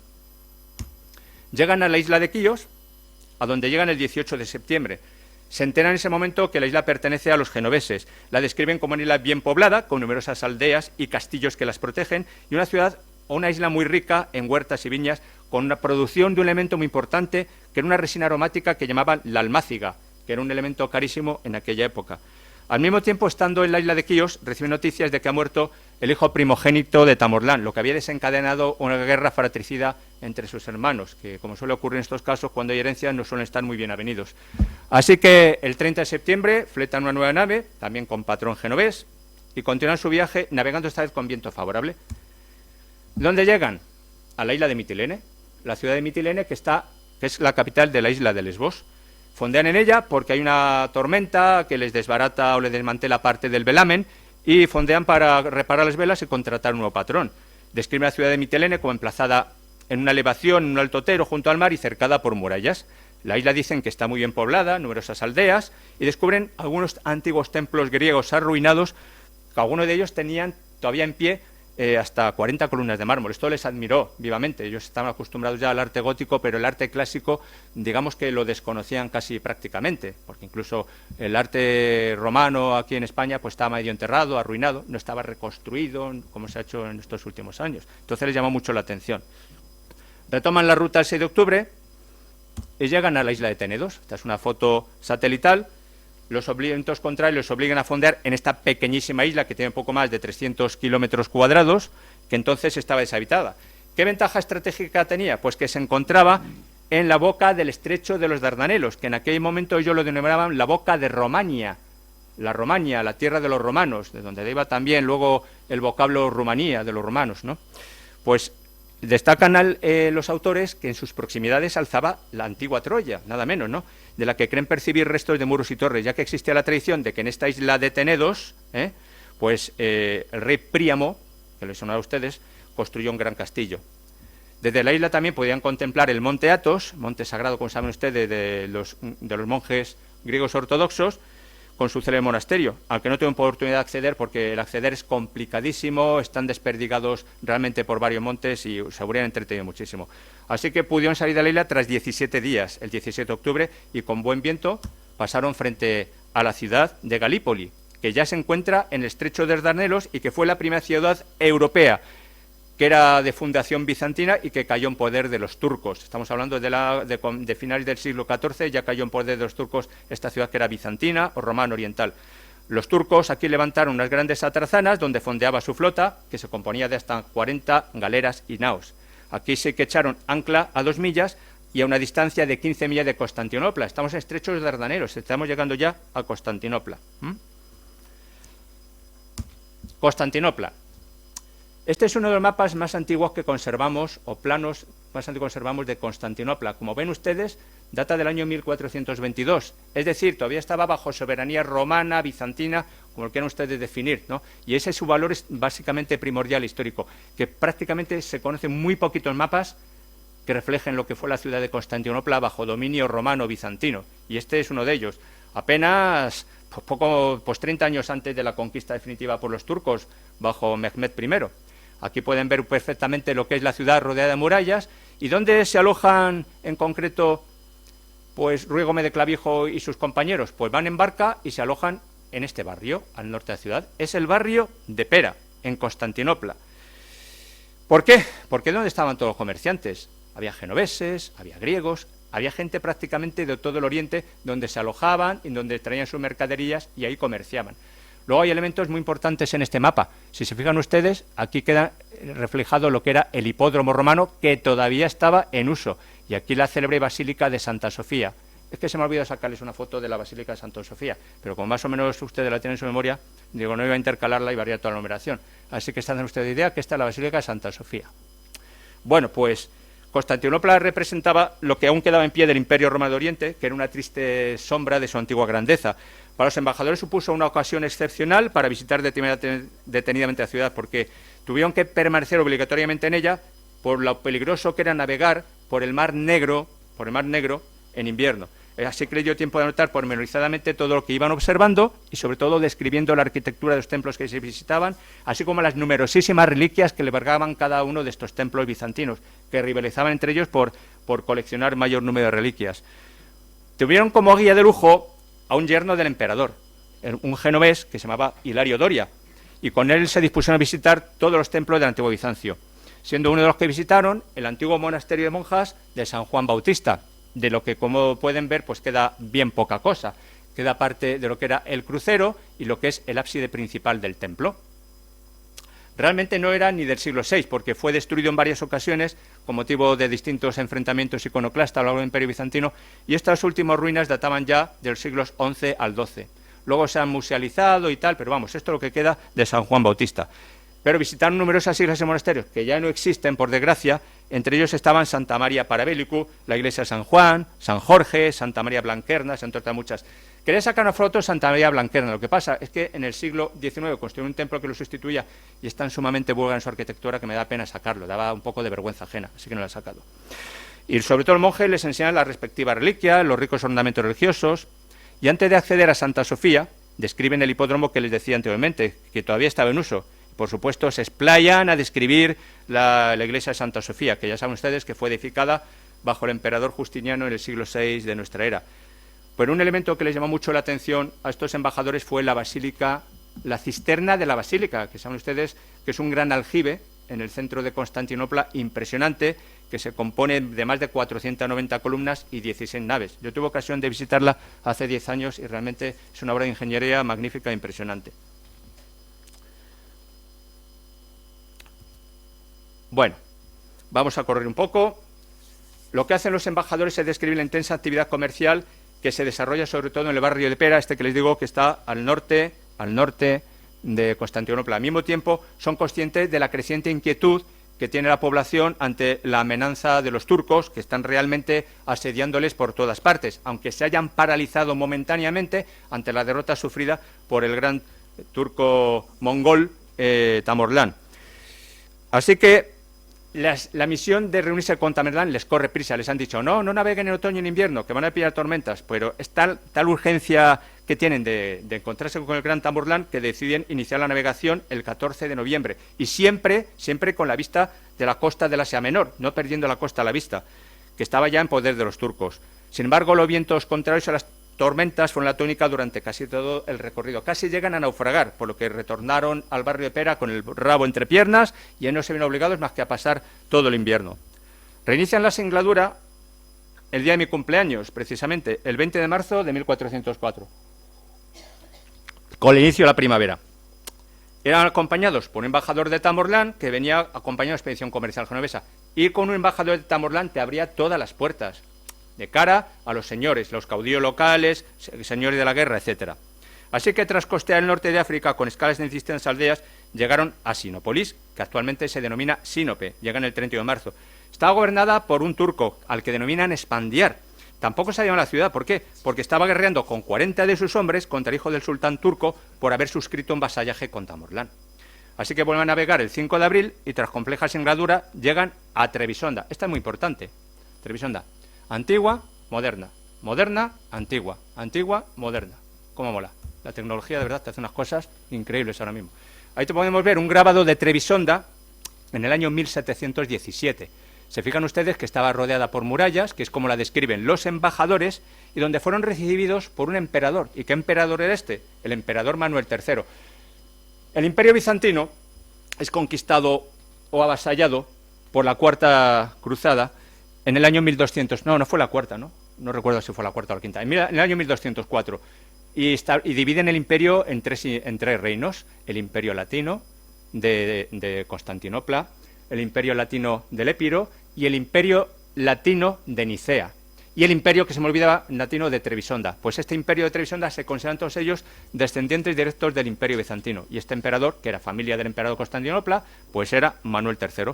Lo recibe muy bien y les proporciona caballos para que visitaran el palacio. También lo hizo Miguel I Paleólogo, que lo recibe en Constantinopla. Para ir a visitarme tenéis que venir a caballo, porque lógicamente se forma una comitiva y resulta mucho más enaltecedor que aparezcan a caballo. Así que nada, lo que más les llama la atención, aparte de las murallas que ascienden hasta el monte Astonishel con el castillo, es la liturgia de los cristianos armenios, que eran de corriente ortodoxa, a los que ellos, como cristianos romanos, consideraban errados en su fe. Se aprovisionan en esta ciudad y se proveen de caballos que les entrega el propio emperador partiendo el 26 de abril de 1404. Pues hemos finalizado el recorrido por el Mediterráneo, el Egeo, el Mar Negro, y la comitiva se interna por tierra, ya tierra directamente, ya no navegan, sino que van en cabalgaduras, y van a encontrar una amalgama de pueblos desconocidos, quedando Samarcanda todavía muy lejos. Recorren duros y difíciles caminos por tierras, unas veces fértiles y otras desérticas. No obstante, tienen la oportunidad de conocer a muchos de sus señores de la guerra, y caudillos, como van acompañados por su embajador, les abren bien las puertas. Así que tras atravesar fragosas sierras y montañas totalmente nevadas, el 4 de mayo llegaron a esta ciudad de Arcinga, que actualmente se llama Erzincan. Es una ciudad en una llanura rodeada de sierras, como pueden ver, conserva básicamente la estructura básica geográfica que tenía la época, y está muy cerca del río Éufrates, y se llama la sorpresa de que está habitada por numerosos cristianos ortodoxos de origen tanto griego como armenios. Allí lo recibe su señor, que llamaban Patalibet. Describo estos nombres que hacían la interpretación fonética los castellanos y lo interpretaban según su buen entender. Así que nada, surgió no obstante cuando este señor Patabilet los invita a su palacio a homenajearles y agasajarles, pues tiene un pequeño contratiempo con don Ruy. Y es que, claro, los recibió en el jardín de su mansión, con músicos juglares y un importante agape con carne, arroz, potajes y vino. Y resulta que don Ruy era abstemio. Así que se le puso un conflicto de conciencia. No obstante, en aras de la buena amistad y la confraternidad, se bebió una jarra de vino mezclada con azúcar para sellar la amistad con este señor. Muy bien, pues partieron de Arcinga, guiados por el embajador de Tamerlán, facilitando esto los encuentros y relaciones castellanos con señores locales. Así que estos pueden dedicarse a escribir más relajadamente las incidencias que sufren durante la guerra, que son sumamente densas, muy prolijas, muy descriptivas. Les recomiendo que se lean el libro para que vean hasta qué punto son prolijos, describiendo vestiduras, costumbres y tradiciones. Yo estoy haciendo aquí un brevísimo resumen. Vamos a llegar a la ciudad de Acerón, que hoy se llama Erzurón. Ahí podemos verlo representado en un grabado del año 1718 y en la actualidad. ¿Ha visto qué efectos especiales? Actualidad, siglo XVIII. Siglo XVIII, actualidad. Y como ven, sigue conservando sus murallas medievales. Esta imagen es del año 1718, pero había variado muy poco desde la época de Don Ruy y sus acompañantes. Así que nada, seguimos con el viaje. Y llegamos a Passinler. Passinler, ellos lo denominan Aunique, que era el término griego-latino. Hoy en la ciudad de Passinler, y este es su castillo de Hasankale, que como ven se conserva todavía, con un emplazamiento y una representación muy similar a la del grabado de 1718. De este castillo de Hasankale se cuenta que buscó refugio el sultán de Persia cuando fue derrotado por Tamerlán. Lo cercaron en este castillo las tropas de Tamerlán, pero durante 3 años, dice la historia, pero finalmente consiguió huir y refugiarse en la corte del sultán de Babilonia, que realmente este sultán de Babilonia era también vasallo del Tamerlán cuando conquistó todo su imperio. Llegamos a la ciudad de Hoy, que no de ayer, que actualmente se denomina Khoi, en la ciudad de Irán. Está asentada también en una llanura, como casi todas, extensamente cultivada de huertas. Yo cuando hagan su próximo viaje a Irán les aconsejo que visiten esta ciudad. Evidentemente se ha estropeado un poco el turismo por aquella zona de que entraron los fundamentalistas y demás, pero todavía hay una cierta corriente turística que te pueden permitir visitar ciertas áreas del país. Muy bien irrigada por numerosas acequias y producía mucho trigo, aparte de otros cultivos de secano. Esta era la última ciudad de Armenia y marcaba el comienzo de la tierra de Persia, que ya era dominio del gran Tamerlán. Aquí la comitiva castellana coincidió con la llegada de un embajador del sultán de Babilonia, que llevaba una caravana de 20 caballos cargados de regalos para el gran Khan y hasta 15 camellos con 6 avestruces y un animal muy curioso que se llamaba Jornusa. ¿Qué era la Jornusa? Pues una jirafa. Nunca habían visto una jirafa los castellanos. Así que hace una descripción exhaustiva que había copiado y pegado, pero se la leen ustedes en el libro. Así que salen de esta ciudad el 8 de junio, notan que desaparece la nieve, que cada vez hace más calor, que se sofocan, etcétera, ¿no? Y llegan nada menos que a la ciudad de Túriz, que hoy es Tabriz, en Irán, que sonará un poco la ciudad de Tabriz. Podemos ver esta representación de Tabriz en el siglo XVI y una panorámica actual de la ciudad moderna, absolutamente, que es una ciudad, sinceramente, me llamó mucho la atención cuando descubrí estas imágenes, hablando tras la revolución de los ayatolás, y sinceramente me llamó la atención que se haya conservado o se haya crecido esta ciudad tan moderna. Eso sí, al agua se le crea un gran culto, el resto del paraje es desértico absolutamente, como pueden ustedes comprobar viendo lo montelejeno, pero lo que es la ciudad en sí es un vergel. Aprovecha muy bien las acequias, los pozos, las irrigaciones y tiene una serie de parques y jardines impresionantes. Evidentemente no era tanto en el siglo XV, pero ya comentan que había mucha irrigación de huertas y sobre todo a ellos lo que llamó la atención fue las numerosas mansiones, las grandes mansiones de los grandes señores y las mezquitas, que eran con fachadas recubiertas de azulejería de color azul, y le llamó mucho la atención las yeserías. Todavía no habían conquistado Granada y el que tenían algún conocimiento de las yeserías mudéjares no la tenían todavía muy asimiladas en ese sentido. Permanecen en esta ciudad durante 9 días y antes de facilitar de iniciar el viaje les facilitan nuevos caballos por ir a Tamerlán para que sigan el viaje, que es en el día 20 de junio. Así que llegan a la ciudad de Soltania, que actualmente se llama Soltayé, donde fueron recibidos en un palacio nada menos que por el hijo de Tamerlán, que se llamaba Miraxan Miraza, y le llevaron como regalo pues telas de paño, y por este príncipe se informaron de la misión diplomática de los castellanos y le regalaron ricas vestiduras, y a ellos le regalaron ricas vestiduras de brocado. El elemento más llamativo de esta ciudad hoy en día, que está prácticamente deshabitada, quedan unas ruinas poco más o menos, es este mausoleo del Khan Olteyu, que fue edificado, como usted, entre 1302 y 1312, y es una de las maravillas que se pueden visitar arquitectónicas en Irán. Está siendo reconstruido en estos últimos años. Ven que hay una serie de minaretes que rodean la cúpula que ya no existían, no los están reconstruyendo. Se ha reconstruido toda la cúpula que estaba medio hundida. En fin, están haciendo una labor de recuperación patrimonial muy interesante. Aquí ven la ciudad cuando estaba rodeada de murallas en el siglo XVII. Pues tras esta ciudad, al fondo, se alza una cadena montañosa y ahí se encontraba ya la tierra de Kurdistán. Y a 4 jornadas de viaje al norte se encontraba el mar que llamaban de Bakú, que es el mar Caspio. Pues permanecen 3 días en Solcaña y reprendieron su ruta el día 21 de junio con nuevos caballos, que los entrega el hijo de Tamorlán, y ya están ya en tierra de su imperio. ¿Dónde llegan? A Teherán, que es la actual capital de Irán, antigua Persia, ¿no? Ahí podemos verla en un grabado, arruinado completamente a mediados del siglo XIX, y una vista panorámica de una ciudad absolutamente moderna en la época actual. Ahí lo recibieron su gobernador, Suleimán Miraza, que es también nieto de Tamorlán, lógicamente. Tamorlán va conquistando ciudades, regiones, y va poniendo a sus hijos, a sus nietos, en fin. Nepotismo puro y duro. Así que nada, esta ciudad carecía de murallas, experimentaron gran calor, y luego encima era un lugar un poco insalubre, se les muere. Llevaban varios halcones gerifaltes para regalarle al gran Tamorlán, pues se les murió uno de calor, y tuvieron que regalarle el otro a Suleimán, que era el señor de la ciudad y era nieto de Tamorlán. Se quedaron con 4 o 5 halcones gerifaltes para regalarle al gran Tamorlán.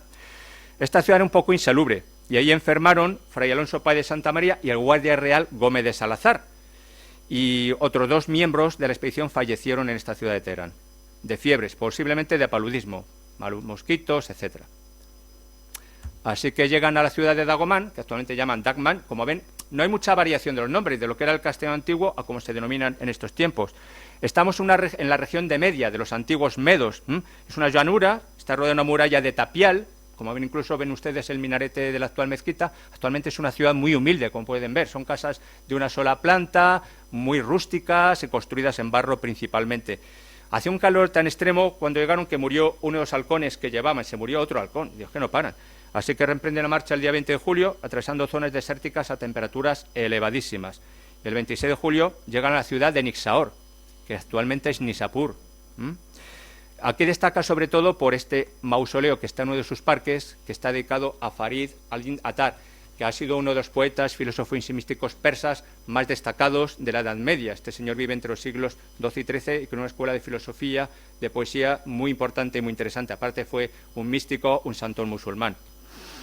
Llegan el 26 de julio y, bueno, es otra ciudad de extensas huertas, con múltiples acequias. Gómez de Salazar, que estaba gravemente enfermo ya, lo trasladaron a unas andas, siendo alojado en una buena casa y fue atendido por un buen médico, pero finalmente Gómez de Salazar acabó falleciendo en esta ciudad de Nishapur, a pesar de todos los cuidados a los que fue dedicado, no pudo sobrevivir. Y era el guardia real, era el que estaba al mando, digamos, de la parte militar de la embajada. Tras un largo recorrido, en el que atravesaron ya numerosas aldeas, llegan a la ciudad de Balkh, que actualmente se denomina Balkh. Ya está en Afganistán. A la izquierda podemos ver un grabado del siglo XVI, de 1599, que te representan el asedio de la ciudad de Balkh por el ejército Tamorlán. Y a la derecha podemos ver un monumento muy sobresaliente suyo que está siendo también restaurado, que es la Mezquita Verde. El nombre de verde pues viene un poco de la azulejería que cubre parcialmente todavía su fachada. Ciudad grande, que está dotada de una gran muralla de tapia que dividía en 3 sectores o barrios. Fueron muy bien recibidos y honrados, les ofrecieron abundante comida y vino. Partieron el 21 de agosto y atravesaron el río Biamo, que es el famoso río Oxus. ¿Por qué es famoso este río Oxus? Porque fue el escenario de batalla entre Alejandro Magno, el rey macedonio Alejandro III Magno, y el rey hindú Poro, ya a las puertas del subcontinente indio. Ella tuvo que parar y refrenarse ante el río Indo, el gran conquistador que pretendía llegar hasta la China. Ya no pudo llegar porque ya incluso sus amigos o compañeros macedonios se le rebelaban un poquito.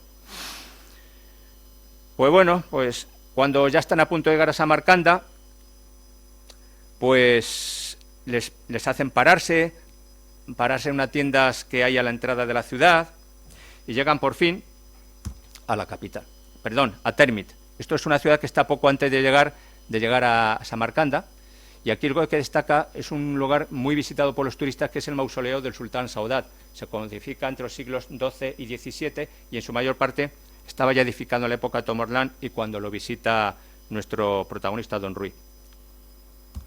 Llegamos por fin a Samarcanda. Llegan el 8 de septiembre, fueron recibidos por 2 ministros que les hicieron entrega a los que hicieron entrega los obsequios dirigidos al gran Tamerlán, y también recibieron la embajada que les acompañaba del sultán de Babilonia. Los condujeron a la presencia del gran señor, pero previamente los presentaron a 3 nietos de Tamorlán. Había que pasar, digamos, varias fases de protocolo. Finalmente los recibe el gran Tamorlán, se arrodillan ante él, tienen que arrodillarse 3 veces, poniendo la frente en el suelo, y en un momento determinado les hace alzarse, e indica a uno de sus ministros, Tamerlán, que se acerquen a él. Y pensamos embajadores, vaya honor que nos hace. No, lo que pasa es que Tamerlán ya era un poco viejo y corto de visión, y quería ver de cerca un poco a los embajadores, así que les hace levantarse y que se le acerquen a él. Entonces, nada menos, les pregunta por su hijo, el rey Enrique, porque ahí, claro, los reyes, emperadores en aquella época se hablaban de primos, de hijos, siempre metían la familia por medio, aunque no fueran con parentesco de sangre. Entonces, Fray Alonso de Sotomayor se ofrece a leerle la carta del rey Enrique III por medio de un intérprete. Le dijo Tamerlán que sí, bueno, luego lo escucho, que lo citará para ello, en fin, que sí, más adelante. Hizo sentar a los embajadores en un estrado de honor a su derecha, y al embajador de Catayochina, con lo que estaba a punto de iniciar una guerra, lo hizo sentarse en el suelo, a un nivel inferior. Luego comenzó un convite.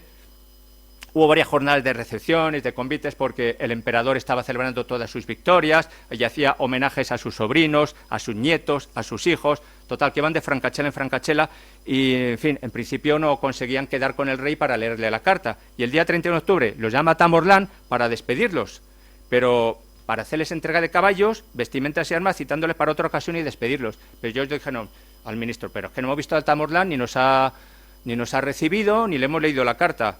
Y total, insistieron tanto que al final el ministro dijeron, mire, el gran Khan está muy enfermo y posiblemente vaya a morir, incluso ha perdido el habla. Así que no llegaron a leerle la carta de Enrique III a Tamerlán, ni por supuesto recibieron otra carta de respuesta. Así que el 21 de noviembre los embajadores castellanos junto al embajador sultán de Babilonia emprendieron el largo regreso.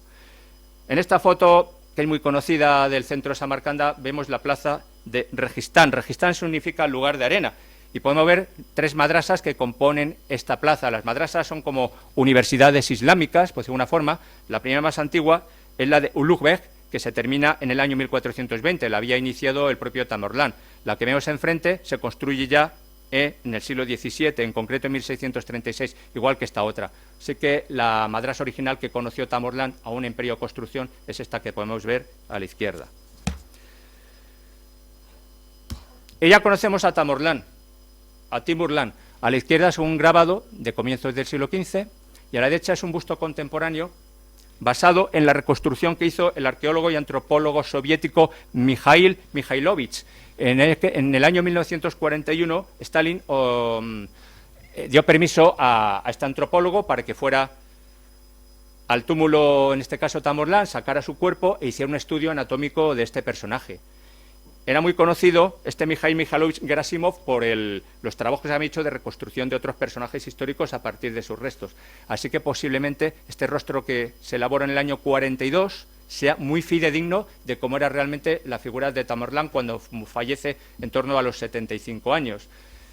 Los uzbecos, cuando llegan a Samarcanda, los científicos y antropólogos soviéticos, en el año 41 para abrir la tumba, dijeron que no, eso no va a traer mal augurio. Parece que acertaron, porque el 22 de junio de 1941 el ejército alemán inició la invasión de la Unión Soviética. Y decíamos, ¿ves? Ya os lo dijimos. Claro, se quedaron los hechos polvo, porque nos estamos diciendo que vais a provocar una desgracia, me levantáis la tumba, me sacáis el cuerpo y a los 2 meses nos invaden los nazis. Es que es verdad, todo fue unos adjuntos. Vamos a ir abreviando, que el viaje es muy largo. Bueno, pues ya es el camino de regreso y ya notaron menos cosas, porque ya habían visitado previamente esas ciudades. Así que llegan a la ciudad. Bueno, miren, nos había dicho, este es el mausoleo de Guremir, que significa la tumba del rey, y aquí podemos contemplar, entre otras sepulturas de familiares suyos, la tumba negra del gran Tamerlán, que ahí se venera nada menos desde su fallecimiento en el año 1405. Es decir, pocos días después de recibir a la embajada castellana y que la embajada castellana emprendiera su regreso. Es visitable, por supuesto, y para los uzbecos, vamos a ver, claro, Samarcanda está en Uzbekistán, la capital es Tashkent, y para ellos es un personaje evidentemente muy relevante de su historia nacional. Emprendemos el regreso con el rabo entre piernas, no llevamos carta, digamos, del Gran Khan para nuestro rey, no nos hemos podido leer nuestra carta, no hemos podido establecer vínculos diplomáticos y atraviesan la ciudad de Bukhara. Aquí podemos ver la madrasa de Mir Abar, que es una famosa madrasa o universidad musulmana en esa ciudad. Y atraviesan distintas ciudades por las que hemos pasado antes, como Dagomán, Tabriz, Tamerlán, etcétera, etcétera. Y llegamos, por abreviar el viaje, pasando por Trebisonda. En Trebisonda lograron coger un barco genovés que los deja en Pera cogen una nueva embarcación y ya llegan a Génova. Fíjense lo que hemos corrido el viaje. Es que si les relato todo lo que atravesaron, básicamente lo mismo por lo que fueron a la ida. Recorrieron prácticamente las mismas ciudades, sería repetirse. Y ellos iban muy decepcionados y ya pusieron 4 notas en cada sitio por la que pasaban. Pero tardaron en llegar. Aquí llegan a Génova, nada menos que el 3 de enero de 1406, y habían empezado el viaje en mayo de 1403. O sea que llevamos ya 3 años así, casi 3 años dándole... ¿Y por qué pararon en Génova? Es un misterio, porque nada más y nada menos que iban a visitar a este señor. No mismo Génova, pero una ciudad muy próxima se llama Savona actualmente, también en Italia, a unos pocos kilómetros de Génova, estaba la sede pontificia de Benedicto XIII, don Pedro Martínez de Luna Per de Gótor, el Papa Luna. Esta escultura la podemos contemplar y visitar cuando vayamos a Peñíscola en su propio castillo. Y a la izquierda tenemos una vista de la ciudad de Savona, con las torres que describen también los embajadores cuando visitan esta ciudad de Savona. Ya nos queda muy poco para acá el viaje, porque se me está haciendo a mí de largo, hija mía, estoy quedando sin aliento de tanto correr.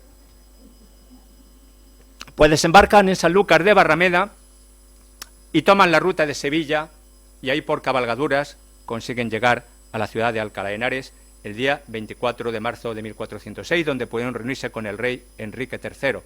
Aquí podemos ver una de las imágenes más antiguas que conservamos de la ciudad de Alcalá de Henares, representada por Anton van den Wingarde en el año 1565. Nos queda poquito por decir. El epílogo. ¿Qué huella ha dejado don Ruiz Rodríguez? No, Rodríguez no, González, ¿verdad? Sí, que son apellidos tan castellanos que no mezclo. La huella de don Ruiz. En el Madrid natal, ¿qué huella nos ha dejado? Aparte de este recuerdo que le estamos dedicando. Pues mire, luego vemos el que huella dejó en Samarcanda. Esta es la huella que ha dejado en Madrid. A la izquierda, la calle Ruiz González de Clavijo, que es una traviesa, una calle digna, pero es una traviesa que une el Paseo de los Melancólicos con el Paseo de la Virgen del Puerto. Y esta placa romboidal del Plan Memoria de Madrid, que se colocó en el número 4 de la Costanilla de San Andrés, bajo influjo del profesor Montero Vallejo, que él estimaba que las casas de González Clavijo no podrían situarse sobre un cementerio, como era el cementerio Iglesia de San Andrés, que está en la parte de arriba de la iglesia. Luego se ha comprobado que sí, que efectivamente allí los Vargas construyen su palacio y evidentemente han aparecido restos de sepulturas cuando está restaurado la capilla del obispo o cuando en su momento se construyó lo que es actualmente el Museo de San Isidro. Parecía un cementerio medieval absoluto. O sea, que es que dedujo en este caso un poco, creo que equivocadamente, el profesor Montero dijo que las casas de Ruiz González Clavijo no podían ubicarse junto al cementerio. Pues parece ser que sí, que era una cosa que se admitía perfectamente y tratándose de un cementerio parroquial. Pues esta es la memoria que tenemos en Madrid. Esta calle, muy digna por otra parte, y luego esta escasa memoria que le dedicamos en la Plaza de la Paja, bueno, en el número 4 de Costanilla de San Andrés. ¿Y en Samarcanda qué memoria ha quedado? Bueno, vamos a ir primero a Samarcanda, que mola. Esta es la memoria que ha quedado. Para empezar, una calle dedicada a Ruiz González de Clavijo, nada menos, una calle muy importante del centro histórico de Samarcanda. Y luego, por otra parte, a ver si esto me lo ha hecho bien el técnico. No, no me lo he hecho bien. Aquí pueden ver una vista satelital, una vista satelital, que aunque ustedes no lo lean, en este simbolito naranja pone Madrid. Bueno, resulta que le habló muy bien de la ciudad de Madrid, su ciudad natal, al gran Tamorlán. Entonces Tamorlán decidió darle el nombre de Madrid a una pequeña aldea que había al norte de Samarcanda. ¿Ven? Esto es Samarcanda. Pues aquí al norte creó la ciudad de Madrid y todavía se llama Madrid esta ciudad. Que esta ciudad ya no es una ciudad porque ha sido absorbida por el gran Samarcanda, en este caso. Y un ejemplo de que no les miento, bueno, aquí no van a leer ustedes, vamos, en fin, como se sacan los prismáticos. Esta es una calle de Madrid, que como ven no tiene nada de particular, porque encima esto es como una autovía aquí por medio, pero aquí hay un bazar, no chino, sino persa, o Kurdistán, no sé qué, y pone Madrid. Nos queda ese recuerdo, cuando vayamos por Samarcanda, tenemos que visitar Madrid, ¿sabes? Que es la ciudad de Madrid. Vista urbana de Madrid, que es un antiguo pueblo fundado con este nombre por Tamorlán, en honor de su hijo Enrique III de Castilla, que ahora es un barrio al norte de Samarcanda, y conserva el nombre de Madrid. Se han comentado anecdotarios de la facundia de don Ruiz. Por ejemplo, uno de los mayores adulteradores de los dichos sobre don Ruiz fue precisamente don Juan López de Hoyos, que fue párroco de la iglesia de San Andrés y también un cronista bastante conocido. Pues comenta en uno de sus escritos, Lope de Hoyos, que cuando estaba ante el gran Tamerlán, se supone que le dijo, y le habló de su gran capital, Samarcanda, estaba orgulloso de su ciudad, enalteciéndola, dice, mira esta ciudad y la fortaleza de sus murallas. Pero don Ruy, que era como madrileño bastante chuleta, dijo, no te maravilles, señor, de ver esto, porque el gran león de España, mi señor, tiene una ciudad que se llama Madrid la Usaria, que soy más fuerte porque está cercada de fuego y armada sobre agua, y entran en ella por puerta cerrada. Y más sepa su Alteza que en esta ciudad hay un tribunal donde los alcaldes son los gatos y los procuradores son los escarabajos y los muertos andan por las calles. Esto es lo que divulga Lope de Hoyos acerca de nuestro Ruy. Y ya saben ustedes que efectivamente en Madrid tenemos una puerta que es la puerta cerrada, de la que se conserva la plaza. Pero claro, también nos explica que hubo una familia de ciudadanos principales en este pueblo que se llamaban los gatos. Pues hablan de que hubo un tribunal regentado por gatos. Y otra familia que se llamaba los escarabajos. ¿Y por qué otros se llamaban los muertos? Explica porque yendo a la guerra, muchos vecinos de este pueblo, acabada la guerra, volvieron a sus casas, quedándose algunos o en las fronteras o pasando en Italia. Siendo preguntados los que habían venido por los ausentes, dijeron que creían que eran muertos. Pasando algunos días o semanas, entendiendo que todos eran ya muertos, cuando los vieron venir a España, algunos maliciosos los llamaban luego los muertos, y de aquí les quedó este nombre. Esto es lo que explica Juan Lope de Hoyos.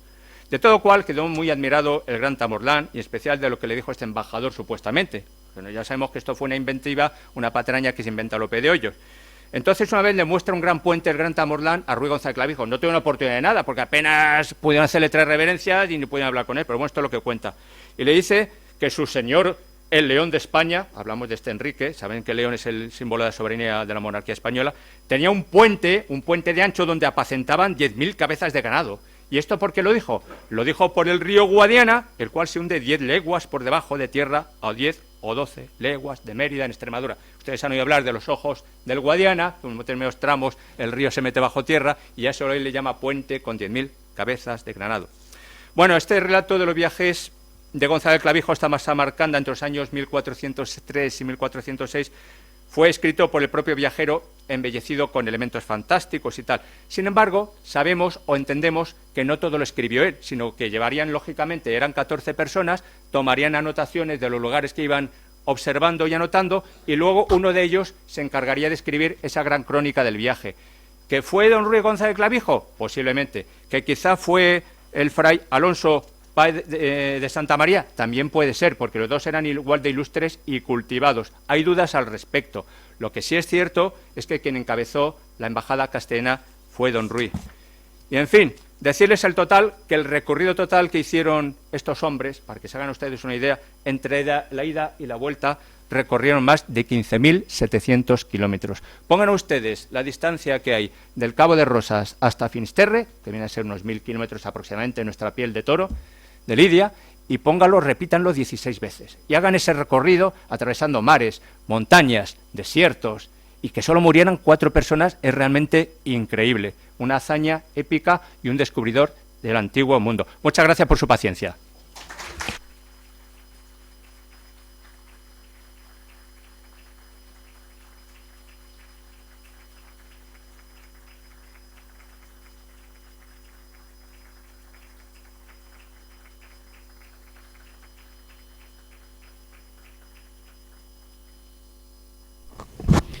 Bien, pues ahora se abre un turno de preguntas si quieren participar.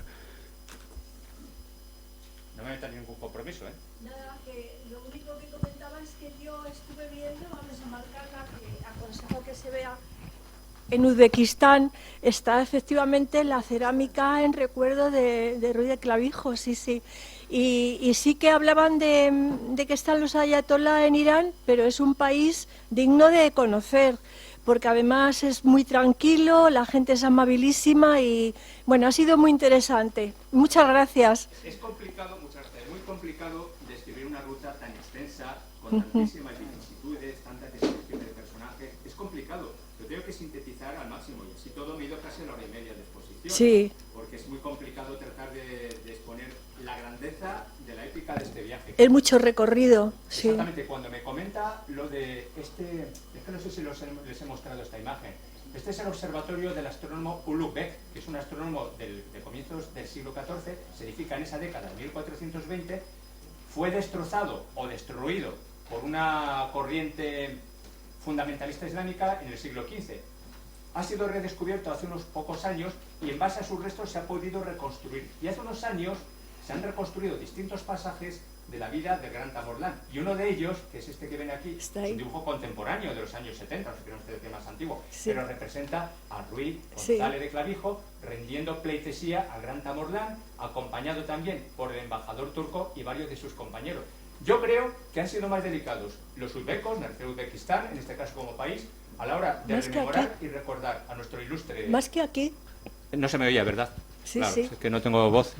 Que creo que son más delicados y han sido más honestos que nosotros a recordar este personaje que no solo tendría que tener relevancia a nivel local o autonómico, sino que tendría que tener relevancia nacional. Sí. Yo realmente desconozco si hay alguna escultura, algún monumento que esté dedicado a Ruy González Clavijo. Si lo desconozco y ustedes lo conocen, me lo dicen, porque pondría en evidencia mi gran ignorancia al respecto, pero es que no recuerdo que haya ninguna estatua dedicada a este eminente embajador, explorador, descubridor, que fue apoyado, respaldado por sus compañeros, pues fue quien encabezó la embajada, quien posiblemente llegó a término de redactar lo que es la embajada Tamerlán. Me he basado en esta versión que publicó don Francisco López Estrada, que ha sido catedrático de literatura española, doctor ya con 25 años, en el año 1943, y que es básicamente el estudio más exhaustivo sobre este viaje, sobre todo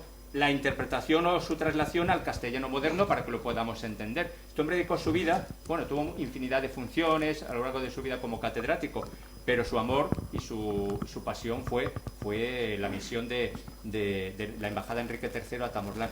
Y es una pena que ahora que se están levantando una serie de monumentos a distintas glorias españolas, como por ejemplo, que de decirles a ustedes, se está preparando, se ha hecho un monumento un poco llamativo a lo que son los últimos resistentes del sitio de Valer, ahí en la plaza Conde Vallasuchil. Se ha hecho un monumento en la plaza de Colón, dedicado, como fue el capitán general de la Armada, Blas de Lezo, no se me venía a la cabeza, parece mentira, ¿no?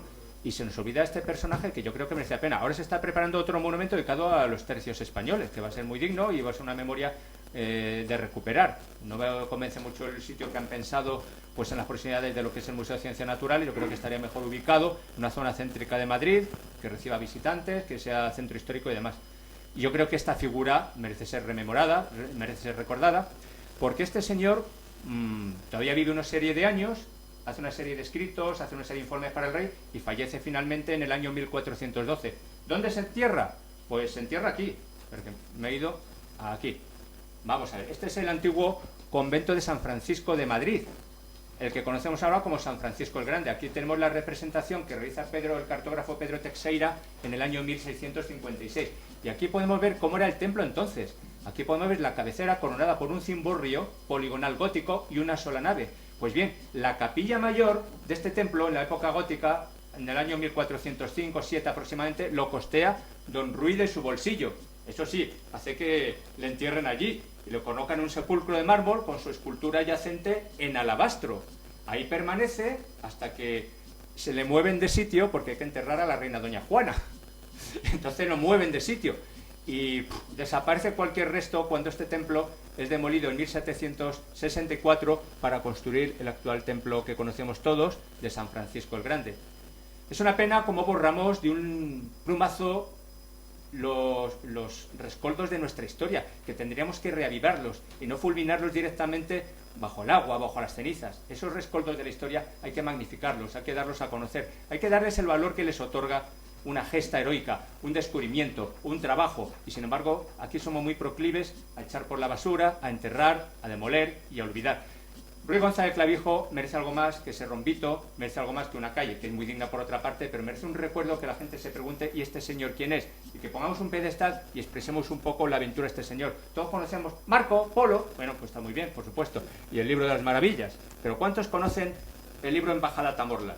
Y este libro es muy equiparable al libro de Maravillas de Marco Polo. ¿Qué pasa? Que no llegó hasta Catay ni no llegó hasta China, hizo un viaje dificultosísimo. Un señor en la edad madura, que ya tenía nietos, y afrontando todo tipo de riesgos y penalidades, y consiguió hacerse un recorrido de casi 18.000 kilómetros, que se dice pronto, en apenas 2 años y 7 meses. Yo creo que eso es digno de recordar y ponerlo entre los grandes exploradores y descubridores de la historia de la humanidad, ni más ni menos. Le iba a decir que es una pena, los españoles, que no reconocemos para nada a nuestros héroes. Por ejemplo, no reconocemos, a este señor se le reconoce más en Samarcanda, como Blas de Lezo se le reconoce mucho más en Cartagena de Indias que en España, Cierto. y así cantidad de personajes que vas a Estados Unidos y con una simple cosita que han hecho tienen rodeado con la bandera y todo el mundo. Es una pena, porque es que nosotros no apreciamos para nada lo nuestro. Somos los principales cultivadores de la leyenda negra y nos encanta Sí, arrojar piedras es sobre nuestro cierto. propio tejado.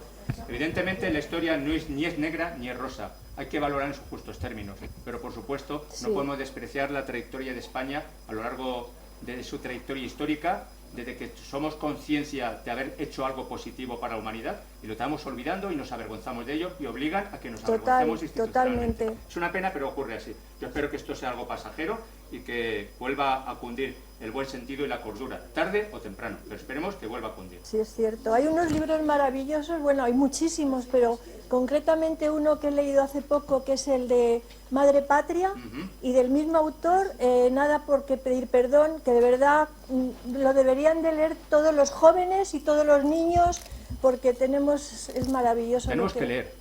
Fundamentalmente tenemos que leer, hay que leer. Sí. Y realmente cada vez leemos menos. No se lee y las nada, jóvenes generaciones no se lee. estamos distraídísimos con las pantallas. Bueno, he dicho jóvenes generaciones y me he incluido. Bueno, quiero decir, las jóvenes generaciones están muy distraídos con tanta pantallita, tanto mensaje inmediato, ¿Verdad? pero les falta un poco la capacidad de reflexión Una pena. y de madurar, de manducar lo que están leyendo. Eso es lo que nos está faltando. Queremos lo inmediato, lo rápido, lo instantáneo, y eso no puede ser.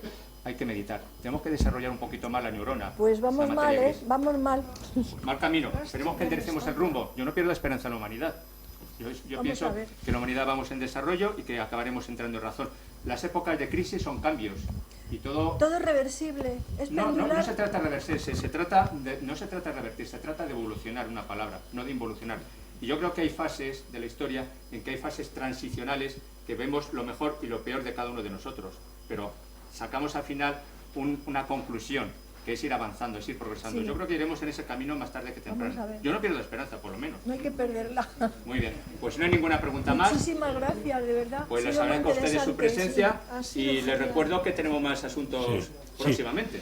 Eso les quería decir, que con el agradecimiento por su presencia, habrán visto que el viaje de ida y vuelta lo hemos hecho sin zozobra, pues decirles que el martes que viene, el día 6, volveremos a hacer otro viaje, y esta vez no 1000 años atrás, muchos más años atrás.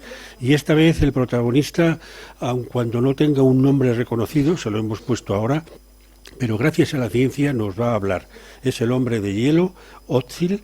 Yo esta conferencia se la he oído pronunciar al ponente que vendrá el martes y les aseguro que volveremos a hacer otro viaje y volveremos a nuestra época también sin zozobra. Muchas gracias a todos y hasta el martes.